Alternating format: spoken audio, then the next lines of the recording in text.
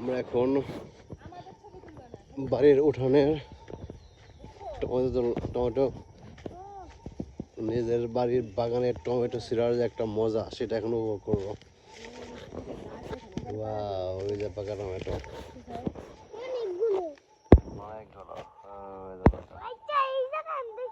আসলে টমেটো গাছ এমন একটা গাছ, এই গাছগুলো থাকে আসলে টমেটো গাছটা হচ্ছে এমন একটা গাছ, তার ঝোড়ের মধ্যে হয়ে থাকে, যার জন্য টমেটো পাড়া একটুই হয়ে যায়। এই যে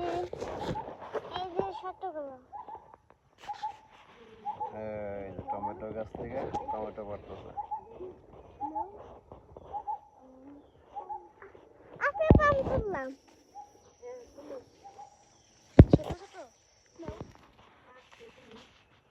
আপনারা তো ভিডিও করতে পারতেছে না। টমেটো গাছ থেকে এই যে এভাবে তুলো, একদম পাকা গাছ। আমি তুই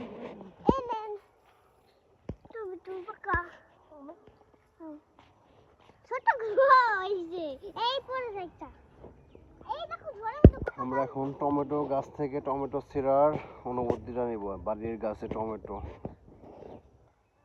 পাকা টমেটো ছিঁড়া হচ্ছে। আসলে টমেটো গাছ এমন একটা গাছ যে গাছ ঝড়ের মতো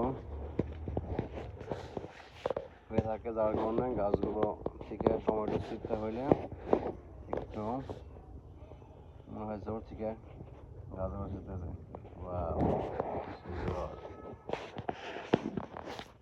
আমরা তিনজনে আসতে ছিঁড়তে। আরো আছে খাদিজা, চলো ওদিকে যাই। এতগুলো গাছে থেকে আরও আছে, কিন্তু ওরা এই 50 পড়ছে।